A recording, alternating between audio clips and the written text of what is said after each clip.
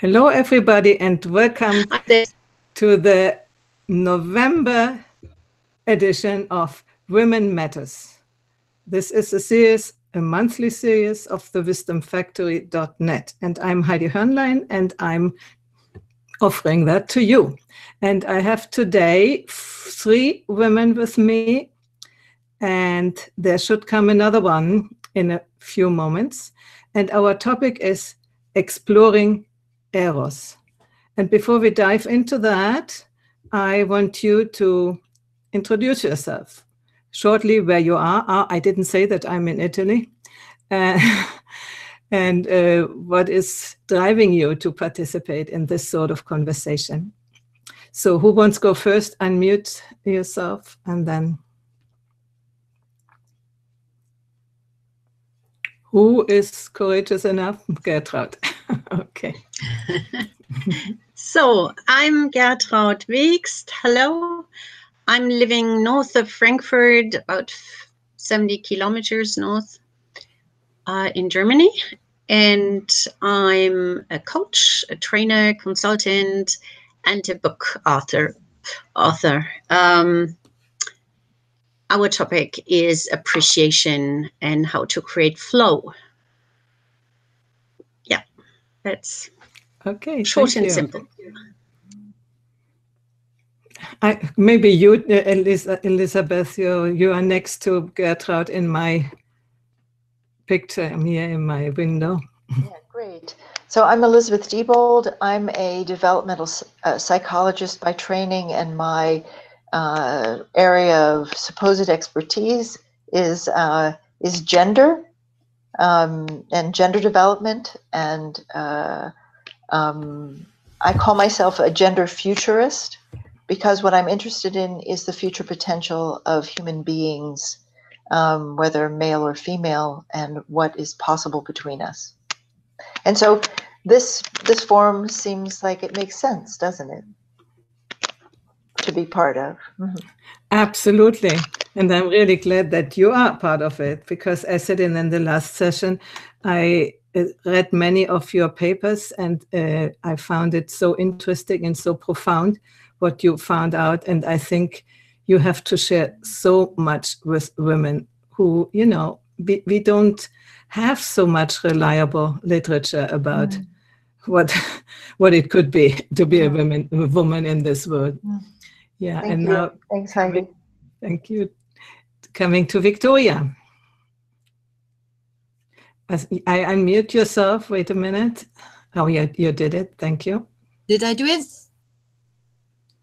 Yeah, you can hear me. Can you all hear me? Yes, I can. Okay, great. So I'm Victoria Duda, and I am now in the northern highlands of Hungary, close to the Slovakian border.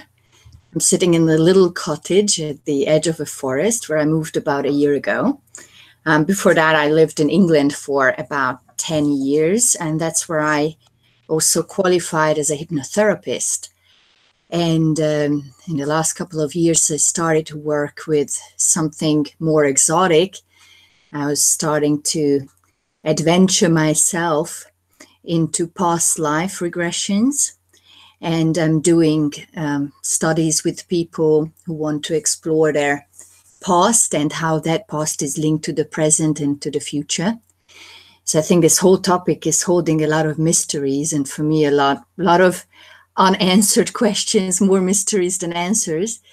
But what is very beautiful about it, that with that technique, I'm finding that we can tap into people's, what I like to call existential program.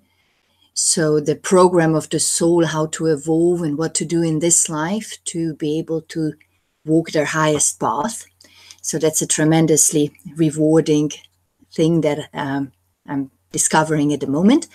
And I'm also very passionate about creative writing. So when I get a chance and when I have the free time, then I just go back to my little fireplace and sit down and go to almost like another world and write.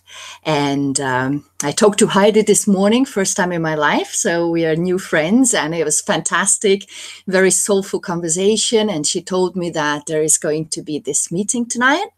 So I'm very happy to be here. I have to excuse myself that I have to go probably a little bit earlier than you will finish because I will have a client. But I will stay as long as I can.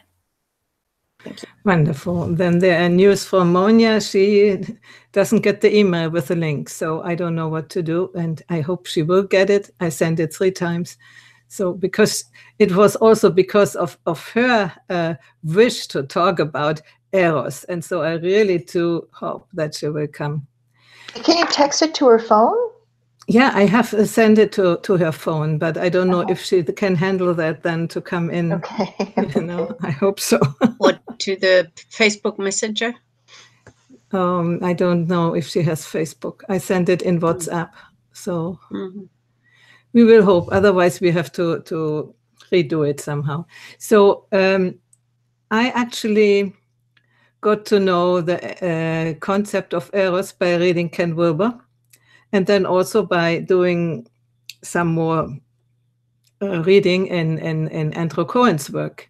And I would like to explore a little bit these concepts and then seeing what do you understand when you hear the name Eros? Is it just erotic? Yeah, maybe, but what is it? So I invite you, who wants to go first, to say what you would think that Eros is.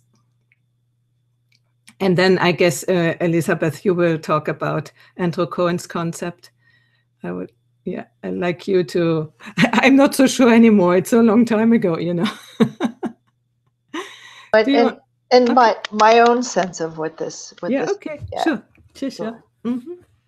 Yeah, start as first your own sense. Oh no! I don't. I think because I think I'd rather go last if that's possible. Do you mind? No, okay. Because it's actually something that I've spent a lot of time thinking about, and that's probably gives me a little bit of an unfair advantage. Yes, okay, good. She made it. I made it. Monia from Wien, we are beginning with asking, what do you understand about when you hear Eros? And we haven't started yet. We will start now. Good. Well, it never arrived, the link. I don't know what happened. Okay. What do I... Yeah, hello, Elizabeth. Hello, Gertrude. And whoever this is. Victoria. This is Victoria. I am Monia. You start. You plunged in. Ask me the question again. What do I understand when I hear Eros? Yes. Oh my goodness. Well, you want the Wilbur version. Eros is the first yours. Mm-hmm. Monia version. Monia version. Okay. Vibrations. An energy that enters you, even if you don't accept it, if your heart is open. This is what happened to me in 2015. I reloaded Eros, and it changed not just my thinking, also my body. I went to the gynecologist and asked what's going on, and she said, yeah, well, you built up, you can receive another egg. Said, well, I don't have any eggs anymore, but it was amazing. It sort of subsided, but the first couple of days was quite an experience at my age. Let's put it this way. And Eros is for me the most important fact in a community and in a relationship. Mm-hmm. So if I understand it right, you see it more as sexual, erotic, something like that? I see everything sexual. Yeah, well, no. It's the easiest way to define it. But if I use the Wilbur term, of course, you then try to find a new way of applying this energy on higher chakras, if you want this denotion.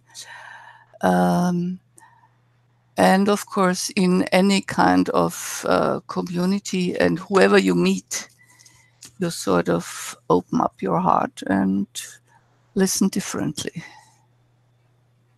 Okay, thank you. Let me find out. I just have to get. Who wants to go next?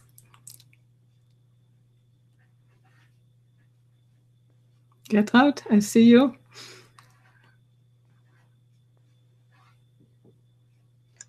Well, before we went live, I said I don't know much about the concepts, and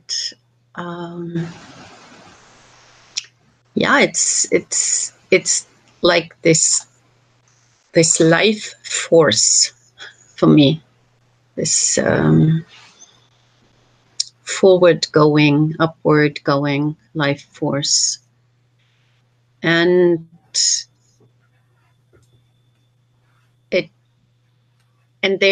to be balanced with agape,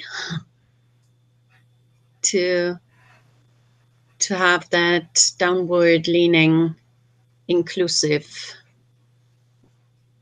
love or power, or whatever you might say. So I'm not, for me, these are not so everyday life concepts. So I'm more like from the Wilbur path to go more into that. So I would love to know a lot more from Elizabeth and Monia, and then just add my thoughts. But I'm not so much the conceptual and I'm very curious what when Monia said I downloaded it, so I don't have a clue how you did that and what you did. So. Yeah, I can join in here. For me, it's more or less the same, that I have sort of theoretical ideas. I know Eros, yeah, when in sexual situations, erotic, that's we know. But it's obviously not the only thing. And I'm really also wondering, I do think to have experiences, it is a little bit what I talked this morning, I think what we talked with Victoria, no? This sort of force which brings you ahead, which lets you go on your life path, even if you don't really want to. And but later on, you can see that it is a sort of a red line through your life. And that's what I think might be Eros doing that. But I'm not sure. So that's my interpretation. Would you like to go on, Victoria?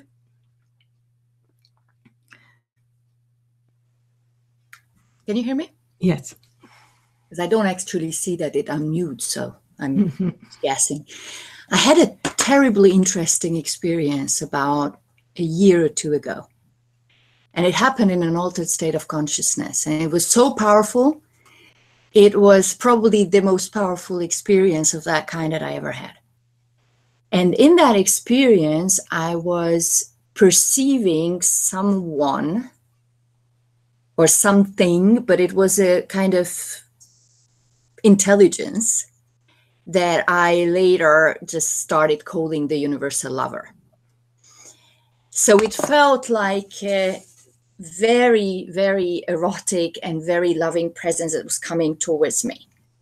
And this universal lover said the following words. He said, he or she, it was not gender specific, but he said, I perceived him as a he, I guess, because I was a woman, right? Or I am a woman. But he said that I am you, you are me, I created you, you created me, and all I'm trying to do the whole time is to make love to you.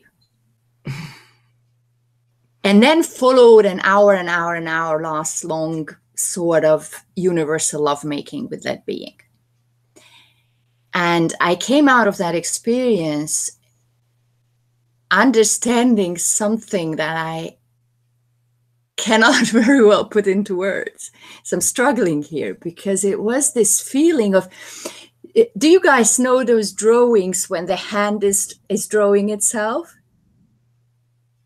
Escher paintings. Yeah, you know what I'm talking. It was that sort of feeling that I was perceiving an outside lover, but at the same time, I was aware that on a very deep level, that is me, that is the universal consciousness that is all one in the universe.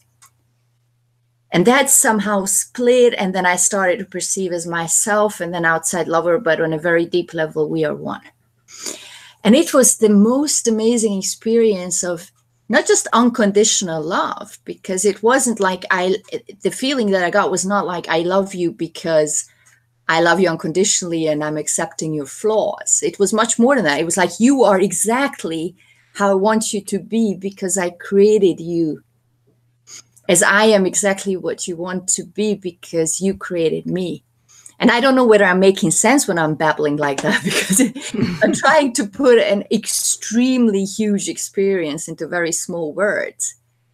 But I got that feeling out of this, that what this whole Eros, this whole ability to love, is actually almost like the purpose of material existence, because we couldn't do that if we wouldn't be split, right? I mean, we're always on a spiritual path and we're always saying like, oh, we don't want to be split and we don't want the dualism and we want to go back into oneness. But when we go back to oneness, this disappears. So it's the most like beautiful thing that can come out of the material existence. And what I found also very interesting about that is that he said, all I'm doing is I'm trying to make love to you. So the emphasis was on trying, because I was also communicated that because we are so distracted by so many things, and we are also distracted by our own limiting beliefs and moralisms, and we are not supposed to feel this and we are not supposed to feel that, that a lot of times this cannot happen. This lovemaking, this universal lovemaking, but it's always there. It always wants to do it. And it's manifesting itself in any human being or any animal or any living being that we encounter. Always, 24/7. And that's what I understand when I hear the word Eros. It's exactly what I get. Well, thank you for sharing that. That's really amazing, isn't it? It was very amazing, yes. And the lucky thing is, what I feel very happy about it comes back. So it wasn't a one-time experience, but it's something that I know it's there, even though I am a lot of times, of course, distracted by being just human. I think I will unmute myself now, however that works. Yeah. So what would you, Eros, experienced people say to that? Elizabeth, I see you. I mean, yeah, I mean, that's fantastic. I think that, I mean, it's so amazing how I mean, Eros is also the creative aspect of the universe, of the cosmos, and procreation is procreation at a material level is like the most fundamental way that life knows how to experience Eros, and you know, so that. And it's fascinating to see amongst us this kind of this creative impulse, this creativeness that is so intrinsic to life and so much a part of life, and it is this life force, as I think you said, Gertrude. It's like it's that this force itself will come at us in every different way. You know, it wants us. It wants us badly, and we are it. And you know, there's something so profound about the different ways in which it manifests to us and engages with us. But I mean, I like to think about. I like to pull Eros away from the sexual, and not in a body denying way, or not in a sex denying way, but in a because I feel that particularly as women we can get stuck there. It gets stuck in embodiment, and that there are that there are many different levels of Eros. And many different capacities of intimate, outrageous, you know, driving, self-transcending extraordinary creativity that we human beings can be part of, that I would say are all Eros. And it's not a concept, it is something, man. It is that which has created this cosmos, created us, created the beautiful hanging behind you on the wall, Heidi. It's what's given the oomph to life. It's what compels us to live. So I often think about Eros at 3 different levels, and there are more. And I have a sense that Eros also alternates in the human being, just like there's a movement from the collective to the individual, kind of in developmental theory that kind of goes back and forth. That there is a move of self-transcendence, and then there's a move of holding. There's a move towards self-transcendence, and then that has to be stabilized in agape, if you will. But these are not ideas. They are actual forces. And I think the more one becomes sensitive to that which is the field of consciousness that we are all emergent in, the more one can sense and recognize that there is a movement in the field of consciousness itself always. And we tap into that movement as physical creatures through sexuality, through the desire to come together, to procreate, but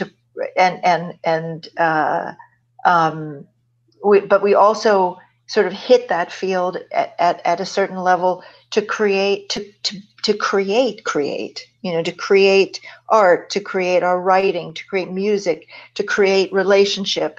That the drive of Eros at a different level out, that is not simply sexual, or physically sexual, is the impulse that was really liberated, you could say, with modernity. That there was that huge liberation of individual creativity, beginning with the Renaissance, etc. That where human beings were like, okay, we can be agents of this creativity. And then I think the spiritual impulse, the desire to transcend towards unity, the desire to be together in this co-creative life force, is another level at which Eros exists. And I feel that our development into greater and greater capacities to explore and move between these different ways and different degrees of subtlety with which Eros manifests is one of the great adventures of our time. Thank you for this rich explanation. The 3 levels in which Eros can occur: one on the physical level, like sexuality, procreation, and then as creativity, and then on a spiritual level for self-transcendence. Well, spiritual level, but I also am interested in the collective that happens there. I would say it's co-creativity through a shared engagement and embodiment of the spiritual impulse together creates a new life form for Eros itself that is co-creative. Co-creation, that's what I thought, maybe. Yeah. So can I just add something? So I very much resonate with that, because in my story also, when it was this wording of making love to you, but it wasn't on just the sexual level, or not at all. So it very much resonates what you said, that it's this creative energy on every level, and that is trying to engage. So making love was this: I'm trying to engage with you, I'm trying to experience something with you. Was that, and that can be on any level or in any sort of expression. So even the wind blowing on your face is a love making of the universe. Anytime, but engaging, because that I cannot do if I'm not split. So it's super resonates what you said. Yeah, just wanted to add that. Yeah. Thank you. Yeah, thank you too. Monia, will you a little bit expand on what you said before? Because Gertraud and I, we are curious. Well, to me, the body is the first level. And I had a massage of my left shoulder in August 1915, 12-15, sorry, when I was on holiday. And this woman is, well, she pretends to be just an ordinary massage woman, but she knows a lot about other levels. And she murmured something like, well, it's a blocked heart chakra. And I just thought, my goodness, my heart chakra is so open. All right, so she massaged my shoulder painfully for about, I don't know, half an hour. And then I went and lay down on the grass and went into a trance. And there, as I said, I didn't say downloaded, but I reloaded Eros because some 28 years ago, I was in close contact to Eros through a certain tantric experience. And yeah, so there I was. And after 2 days and 2 nights, which sort of upset my husband, I tried to contact that man again, and we talked. And then finally we decided to use that energy to form a new group of Integral 8.0, I called it. So the turquoise level. To give this energy a feel of meeting other people and connecting. To me, it is still the experience of unity and transcendence at once, at the same moment. Eros. And of course, agape is just, you can't prevent agape once you know Eros. It's just the next step to me on a different level. What I'm wondering, Elizabeth, if you were driving, what I heard when you said you are a disciple of Andrew Cohen. You worked with him for a long time together, also with the magazine. And I sort of resonate. I met Tom. He came to Vienna once, and we had a guided tour through Andrew Cohen's 5 tenets. I sort of condensed that, and we had the same experience. All of a sudden, there was a field and a kind of we space. And I was wondering if you were driving at the higher we space, that Eros finally leads to this. But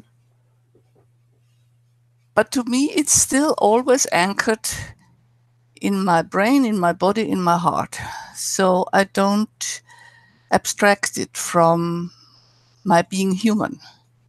Of course, this is what I did for 30 years, and maybe I'm just too old to. Yeah. I was wondering, Tom is now your partner. And does this experience with Andrew Cohen go into your relationship? I don't. Yeah, absolutely. Absolutely. And it's not, I think it's something different from what Andrew was teaching. And I think that there's a lot that we've developed since then that is very different from what Andrew was doing. Part of what you need to understand about the Andrew Cohen context is that once this Eros emerged, that was the field that we were embodied in. You know, that there was this, as you said, where there is full embodiment and also deep interconnection with the other. So there's unity there's non-separation. I wouldn't call it unity because that implies sort of oneness, and it doesn't have enough multiplicity to it, but there is a non-separation, Okay. and transcendence, and transcendence that kind of moves you. I mean, actually, almost physically from behind, through the heart, through the back of the head, through the deepest, through your root chakra. It's like, yeah. I mean, Thomas and I have. I mean, the ongoing experience of being together is a play between these different levels. Mm-hmm. And physically, something has happened between us that I have that neither of us have ever experienced before in previous sexual relationships. Mm-hmm. In that there is a kind of like fire hose arrows sort of through the body experience that happens as unity between us, Yeah. as one thing between us. Yeah. And that is it's interesting because it leads me.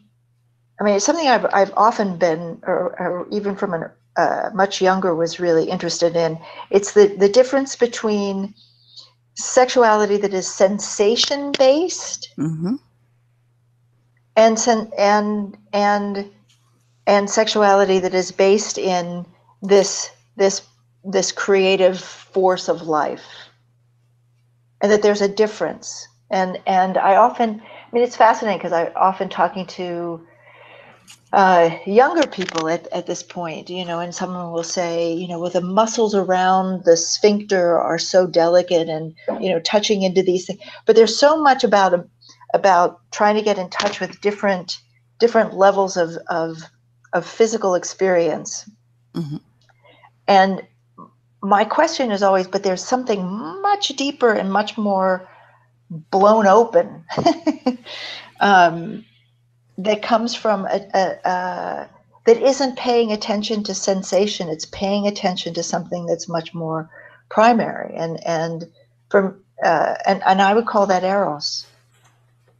Mm-hmm. And it is a subtle energy rather than a physical sensation, if that makes sense. Yes, it does. And how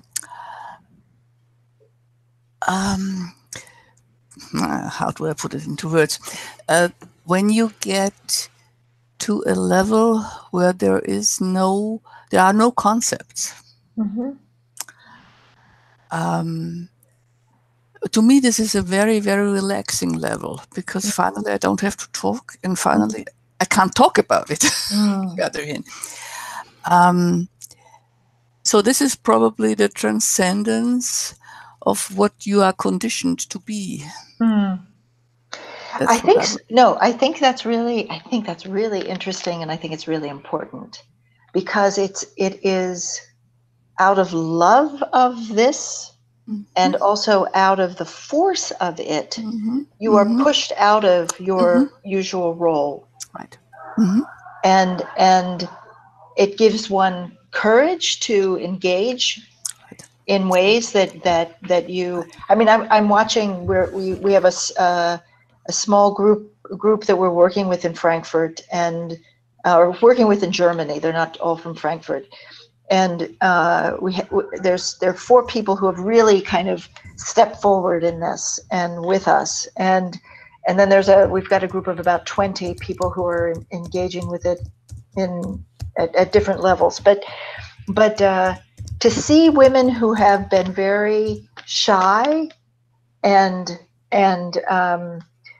very, very shy, very, very, in some ways, classic feminine, and pulled back, become warriors. And I don't mean that warriors as a masculine archetype, but as a kind of fierceness and boldness, and expressing. I learned a new word recently. What is it? Kühnheit? Kühnheit. Kühnheit. Yeah. That kind of boldness in life that is very unusual for women. Well, it's very unusual at a young age. For me, I always say, was because I'm so old, I really don't care. Can I interrupt you a moment? Let Victoria speak. Yeah, Victoria has to go, and I would like to hear what you both talked so far, what she would comment to it or add to it. Can you unmute yourself, Victoria? Yes. Well, I really feel so sorry that I have to go because it's getting so interesting. And I just could probably participate with a lot of stories because I do feel that I can share this experience with this, not to pay so much attention to the physical, but to something more subtle. And I maybe would call it energies, or in lack of a better word. And it's something that I think is really, really valuable to explore, no? So I would love to hear what you are saying for the rest of this meeting. I don't know, are you going to record that? It is recorded, yeah. Great, great. So hopefully then I can listen to that. I just can say it for right now. It very much resonates. And I feel like there could be like a floodgate of conversation coming out of this. So maybe it's not even enough to just have it for one night. It's a great topic. So thank you. I was very, very happy to be here and hope to hear more from you all. Thank you for being here. And thank you very much. Have a lovely Great to meet you. Great to meet you. Yes. Great to meet you too. Thank you so much. Schönen Abend noch. Eh? Schönen Abend. Before we get into Elizabeth, before we get deeper, would you like to come to Vienna and have a group like this? Microphone. You have to unmute yourself. I can't hear you. Yeah, I just got it. Yes, that would be. Well, maybe Tom is coming on December 5th. December, yeah. So Ute, I will talk to Ute. Okay. Okay. Because I once 2 years ago I said my loyalty belongs to Eros. And this makes me courageous. So it's, so can I say it from the other way around? The fact that I have become courageous, does it mean that Eros has pushed me in the ass or something? Could be. It could be. Could be. It could be. And I think that it's true that it tends to be true that women become bolder when we get older. And that we become less conservative. Less fearful also? Less fearful, yeah. And sort of like in American, I don't give an F, if you know what that means. Yeah. Okay. Let me ask a little bit Gertraud what she is, where she is just now at the moment of this conversation.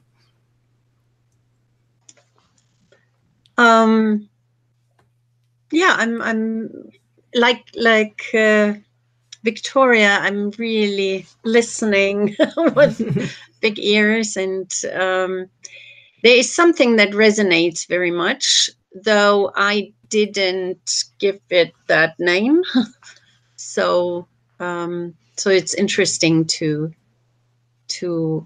have that more, to have more words for that, and to be able to talk about it and have it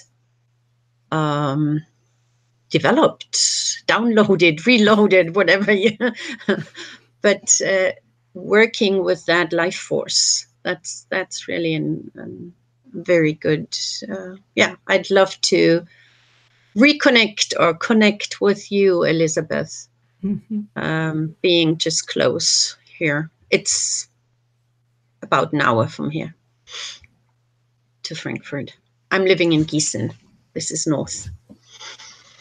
So you were interested in Monia saying that she downloaded Eros. And I would like to to hear a little bit what this download is. Excuse me, you wanted to say something, Elizabeth, in reply to No, Gertrude. yeah, I know where Gießen is, and let's get in touch. That would be great. Mhm. Well, actually, I said I reloaded Eros. Okay, I reloaded. didn't download it because I felt it as an energy coming from behind, entering me. And since the only person I connected this energy with was this one man, this tantric partner, I thought it was him. But afterwards, I noticed it wasn't him. It was Eros. And yeah, so yeah, I could feel it enter. And it started with the basic chakra, and that gave me quite some restless nights.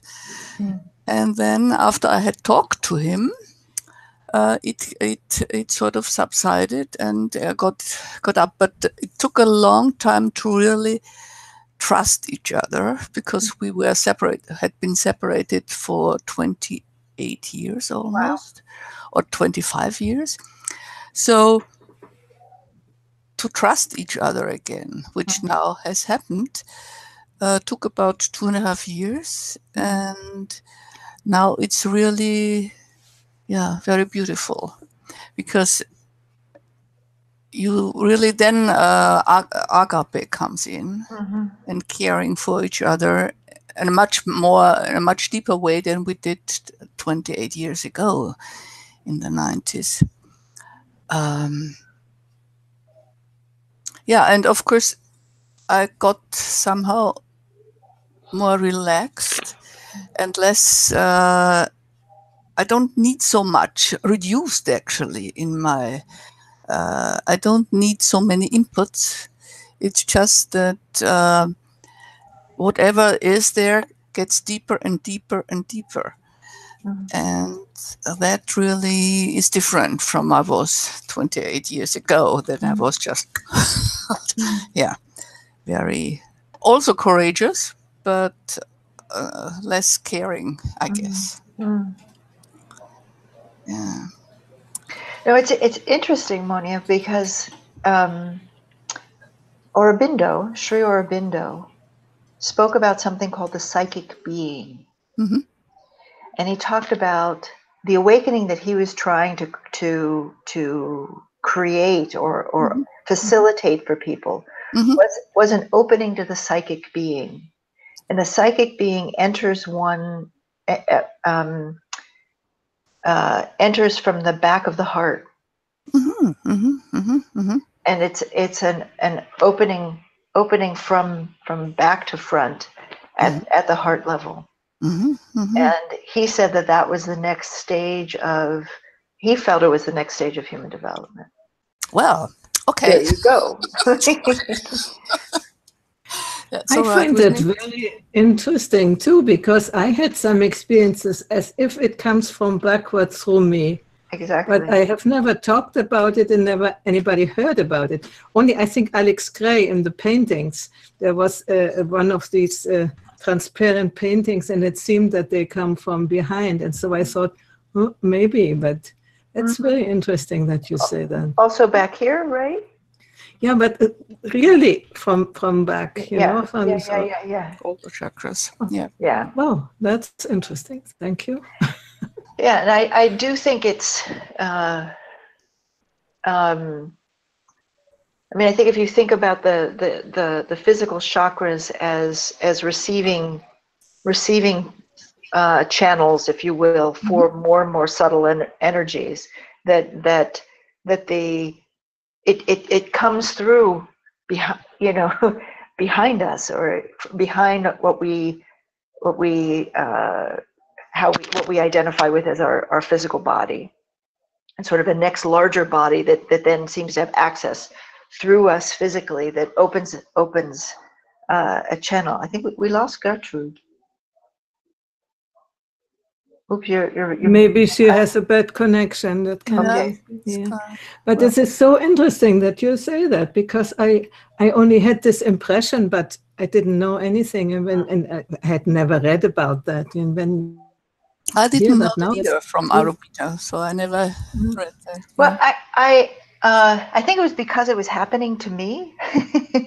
I was feeling this. It kept feeling different things. Also, lots of different things happen in the back of my head, back of my chest, back of my sort of there. All like lots of different work being done, like on different retreats or something. I'd be in silence for 2 weeks, and something would be worked at. And in reading Aurobindo and reading his work, there's a little English. I don't know if it must be. So a lot of it is translated into German, as I'm sure you know, but there's a little collection of essays about the psychic being.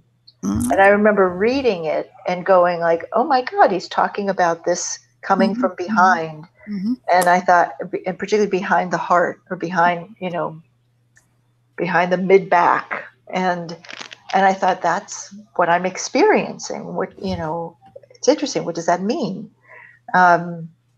But and when someone like him says that, you kind of go like, oh, okay. Okay, then this must be something rather than some kind of, but it must be something. But then afterwards, there's an experiential affirmation of that, in the sense of you find yourself open and able to resonate with things at a different level or in a different way than before. And it's like, oh, okay, phenomenologically, and kind of using yourself as an experiment to find out, like, how does this work? What happens? What's possible? Now I'm wondering, since we're using the throat chakra and talking to each other, what does Eros want? Can I first ask something else, because it's connected with the still from coming behind? Just curiosity, because I really don't know. It happens to me that I have heat experiences which come from behind, from the head, from the neck, and all down the body. Is it something like this, or what is it? I don't know what it is, but I think it I mean, when you do Vipassana with Goenka, he talks about feeling heat, feeling different, different. I get heat a lot. Right. When we meditate, even in the group. Yeah. But it comes especially behind the heat. It's not so much. Yeah, then it goes through the whole body, but it starts from behind. So I was curious about that. There's a natural thing, I think, that we as beings do, particularly in the open space of practice, of meditative practice or contemplative practice, and that is our beings want to work through any blockages that there are. I feel often the heat, or there's pressure, or there's something, and I feel it was systematic for me in certain ways. It kind of went through a process, and I think these are different ways that openings, I think, are made in us to make us be more sensitive. That's my sense of it. Thank but you. I don't know. I don't, Yeah, I'm just observing it and try to figure out when it happens. Sometimes meditation happens, but sometimes also when I have a good idea, or sometimes just out of nothing, Yeah. And it's definitely not the heat of the menopause. It's completely different. But it's hot. And unfortunately, when it's really cold outside, then you cannot rely on this. No. I'm now, because in the back of my mind, I have the idea of having a group like in Frankfurt. How do you call it, Elizabeth? The higher we. The higher we group? Okay. Go to our website. Go to Emerge Bewusstseinskultur. Emerge? Yeah, emerge, the English word emerge. Yeah. Minus. Yeah, minus. I think it's Bewusstseinskultur. Oh, okay. .de. Okay, I'll check it so I can give Ute the details already. Because I'm a creator, so when I need there's something I would want, then I create it. And and I would be interested to do something like this online because I'm too far away to come to these groups. So we should think about that. We do it all. We do all of our work online. Okay. Or not all of it, but much of our work is online. Because you can feel, the consciousness travels. It's non-local. Yeah. Well, Ute joins your Thomas meditation group. She's part in the morning. She meditates with us, but she's also part of our higher we training. Well, then why didn't she mention having a group? Okay, I'll support you. Yeah. Great. So Gertrude, you made it again to come in? Not really. Partially. Or maybe she can listen in. Yeah. So we have almost the end of the hour, although we started a little later. But I think we should come to an end for that. But we might retake the topic somehow, just for what. Let's summarize or put it together what came out today as we are talking about Eros. Well, we still haven't answered the question, what is Eros wanting from us here talking? But when you said about getting to a point beyond words, I think there's also a point beyond being beyond words, where something wants to be said, that something wants to be acknowledged, because unless we're going to have sex with each other right here, but often you can't do that. You can't make that. But I'm rather limited in with whom I want to have sex. Of course. But I'm joking. But there is. But I mean, it's sort of like the way Victoria was talking, that there's a love that can be expressed through the creative interaction through language. That language, which we know can be a block to a deeper perception and so forth, can also be an instrument of giving it life between us. That is profoundly deeply gratifying, deeply fulfilling, and constantly wants more. I see Eros shining in your face right now.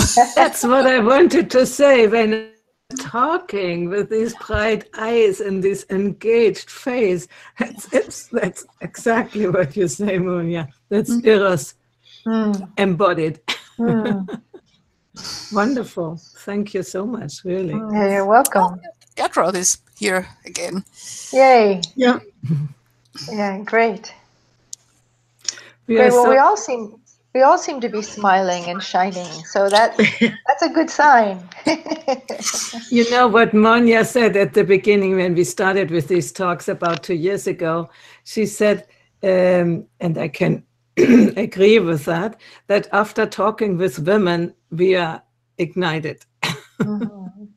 While sometimes the experience when talking with men, it's sometimes less. But, I said that? Oh. Yeah, you said that. You said it makes you feel... to be quoted and not to remember it. Yeah. But I mean, we see that now. We are all enlivened. We are all sort of, sort of happy, I would say. I could think you could dare to say that. But what is it? What causes women, when they open up to each other, to really to light up? What is it? I think so. We are so deeply taught to be male referenced, and to be disconnected from each other, that when it finally happens, that there's such joy. you know, and such relief. Yeah. When we're not in a competitive relationship with each other, or, you know, which is a big deal.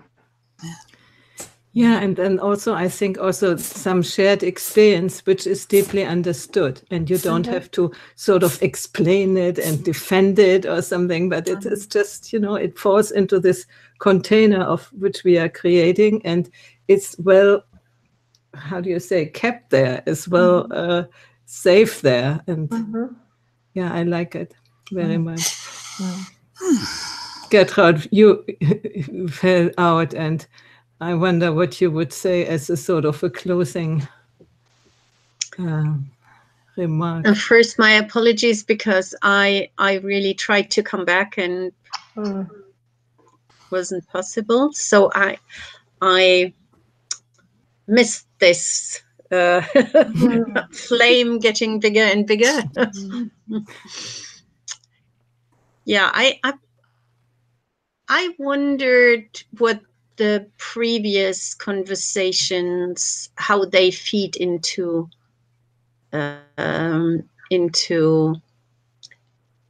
Eros not being seen as that shining power, but as a threat.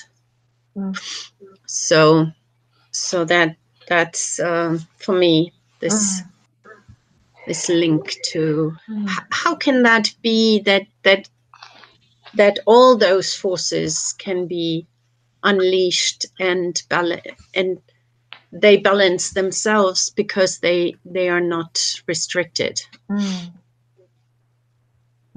Or they balance each other or whatever, you know.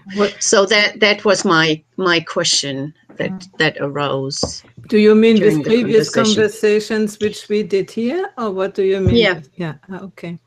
The ones about women and sexuality and abuse and these things? Yeah. Okay. Yeah. So, and thank you very much. This is, I came in and said, well, I don't have a concept. I didn't do much on this matter, and I'm very happy that I've been here, and just by listening and having a little word that, thank you for being here and for sharing that with me and us. Same for me. Yeah, thank you. Some else last word before we close? No, nothing really. Nothing. Okay. I'm just happy. We are the Happy Girls Club. Wonderful. So I thank you, participants, and I thank viewers of now and later. And, you know, we are trying to explore our womanness at the same time in a bigger container. And I think that is the thing which is so igniting to me. We are not talking about nail polish and, you know, the next shoes we want to buy. Also, that might be interesting too, but we try to bring women's conversation to a different level. And I think it is sort of natural to us. And so I'm really grateful for that. And who wants to join? Connect with me, thewisdomfactory.net, and we will make an appointment. Okay, so we see you next month in December. And I thought to set up a fixed date also for the monthly meetings. And so it's easier for everybody to know when it will happen. Okay. Great. So thank you for the moment, everybody. Bye-bye.